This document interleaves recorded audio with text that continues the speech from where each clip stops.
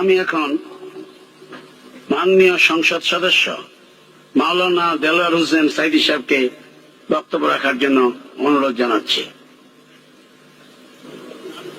نحمده ونصلي على رسوله الكريم وعلى آله وأصحابه أجمعين أعوذ بالله من الشيطان الرجيم بسم الله الرحمن الرحيم মাননীয় স্পিকার, আপনি এই মহান সংসদের স্পিকার হিসেবে নির্বাচিত হয় আমরা জাতীয় সংসদের পক্ষ থেকে আপনাকে অন্তরের অন্তঃস্থল থেকে মোবারকবাদ জানাচ্ছি।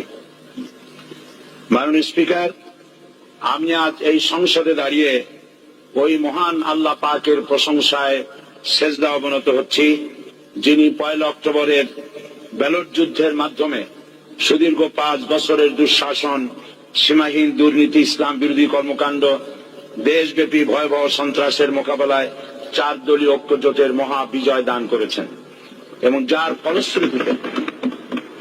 ফলশ্রুতিতে আজকে আমরা এই মহান সংসদে দাঁড়িয়ে কথা বলার সুযোগ লাভ করেছি। মাননীয় স্পিকার, আপনার মাধ্যমে আমি আমার অন্তরের অন্তঃস্থল থেকে দেশবাসীকে ধন্যবাদ জানাই।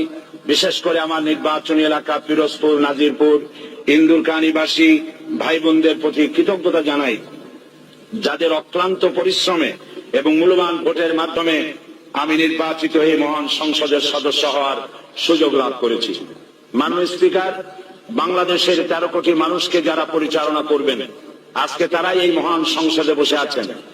আমি আপনার মাধ্যমে তাদের উদ্দেশ্যে কিছু কথা বলতে চাই। জবাবদিহিমূলক সরকার, কল্যাণমূলক সরকার ও সুস্থ প্রশাসন, এই বাক্যগুলি আমরা প্রায় শুনে থাকি। এই বাক্যগুলির অর্থ সরকার স্বৈরাচার নয়, বরং জনগণের কল্যাণে জনগণ নিকট দায়বদ্ধ সরকার, যা আব্রাহাম লিঙ্কনের ভাষায় by the people, for the people, of the people. বর্তমান পৃথিবীতে মূলত গণতান্ত্রিক দেশে এখন সরকারকে বিবেচনা করা হয়। এরূপ সরকারের জনগণের সার্বভৌম ক্ষমতার উৎস হিসেবে বিবেচনা করা হয়, অর্থাৎ সংখ্যাগরিষ্ঠ প্রতিনিধিদের প্রণীত আইনই হল আইন এবং নির্বাচিত হবার পর সরকার হয়ে পড়েন সমগ্র জনগণের, আর বিরোধী দল হয় ছায়া সরকার। মাননীয় স্পিকার, সরকারকে সঠিক পথে পরিচালনার জন্য বিরোধী দলকে অপরিহার্য বিবেচনা করা হয়। বর্তমান গণতান্ত্রিক চেতনা বেশি পুরনো নয়, মানুষ মূলত রাজতান্ত্রিক স্বৈর শাসনের সাথেই বেশি পরিচিত। বস্তুত বর্তমান পৃথিবীতে গণতান্ত্রিক শাসন ব্যবস্থায় জবাবদিহিমূলক, কল্যাণমূলক, স্বচ্ছ প্রশাসনের যে কথাবার্তা আমরা শুনতে পাই, এর প্রথম উপস্থাপক হলেন বিশ্বনবী হযরত মুহাম্মদ রাসূলুল্লাহ সাল্লাল্লাহু আলাইহি ওয়াসাল্লাম।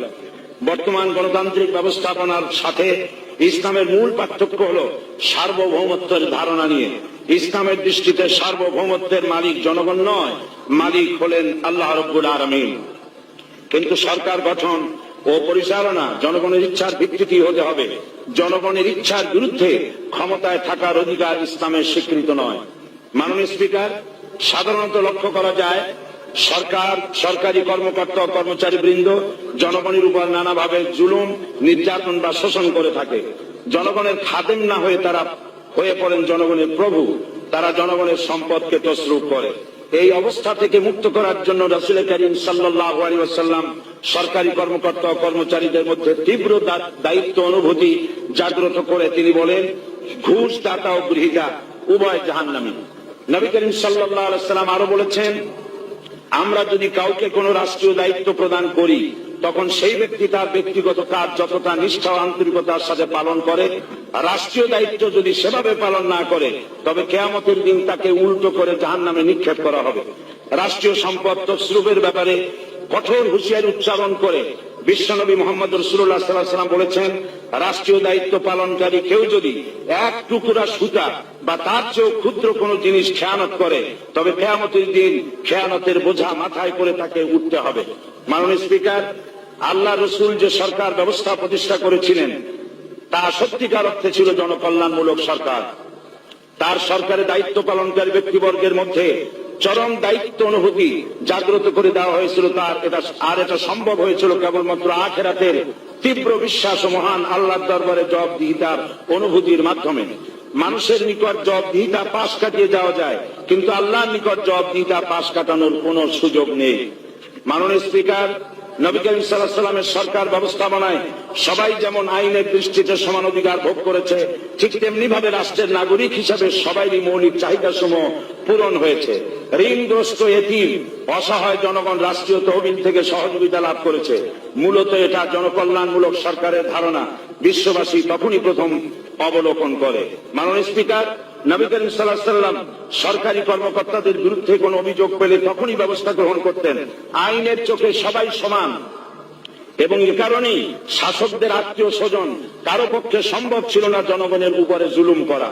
খলিফা ওমর রাদিয়াল্লাহু তাআলা আনহুর এক ছেলে অপরাধী প্রমাণিত হলে সে দণ্ডভোগ থেকে রেহাই পায়নি, এমনকি এতে তার মৃত্যুদণ্ড হয়েছিল। আবার খলিফা নিজেকে আইনের ঊর্ধ্বে মনে করতেন না, তাই বর্ম চুরির ঘটনা আলী রাদিয়াল্লাহু তাআলা আনহু কাজীর দরবারে সাধারণ ফরিয়াদির মতো উপস্থিত হন। নিজের ছেলে ও চাকরের সাক্ষী যথেষ্ট না হয় কাজী খলিফার বিপক্ষে রায় দেন। এখানে বিচার বিভাগ ছিল সম্পূর্ণ স্বাধীন এবং শাসন বিভাগের নিকট তার কোনো দায়বদ্ধতা ছিল না। মাননীয় স্পিকার, এসব হলো ইতিহাস। মুসলমান আজ অনুসরণ করতে চায় না তাদের অতীতের গৌরবোজ্জ্বল কর্মপদ্ধতিকে। সে এখন কাফির মুশরিকদের কিরানক স্বার্থ পূজারী আখেরাতে জবাবদিহিতা শূন্য বাগাড়ম্বর এক জাতি।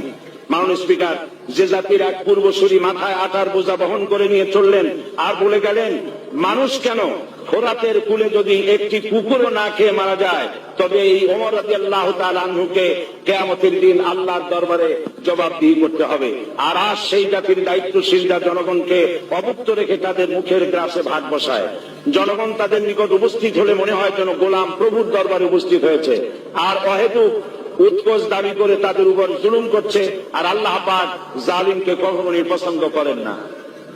মাননীয় স্পিকার, আমি দৃঢ়ভাবে আশা করি এই অবস্থা কাটিয়ে উঠিয়ে আমরা রাসূল করিম সাল্লাল্লাহু আলাইহি ওয়াসাল্লাম কর্তৃক প্রদর্শিত রাষ্ট্র ব্যবস্থার অনুসরণ করে একটি সুখী সমৃদ্ধশালী আধুনিক ইসলামী রাষ্ট্র পরিণত করে বাংলার প্রিয় জন্মভূমি বাংলাদেশকে আজ গোটা বিশ্বব্যাপী শোষণ, নির্যাতন, হানাহানি, অশান্তির মধ্যে তাই আজ পৃথিবীর অধি আগ্রহে অপেক্ষা করছে ইসলামের আলোকে এমন এক রাষ্ট্র ব্যবস্থার যেখানে দায়িত্বশীলরা আল্লাহ তাআলার কাছে জবাবদিহিতার পাশাপাশি জনগণ নিকটও জবাবদিহি করতে বাধ্য হবে। মাননীয় স্পিকার, অনেক ত্যাগ ও তিতিক্ষা রক্তের বিনিময়ে গড়ে উঠেছে আমাদের গণতান্ত্রিক প্রতিষ্ঠান এই জাতীয় সংসদ।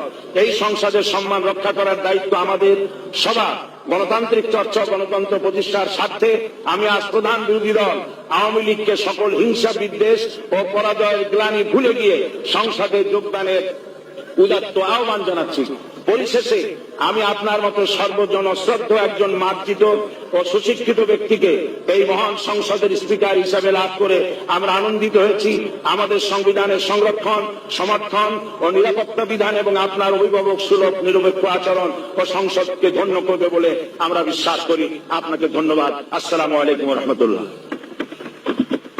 মাননীয় সদস্য মাওলানা দেলোয়ার হোসেন সাঈদী সাহেবকে আপনার তথ্যপূর্ণ ইসলামিক মূল্যবোধ সহ মূল্যবান বক্তব্যের জন্য ধন্যবাদ।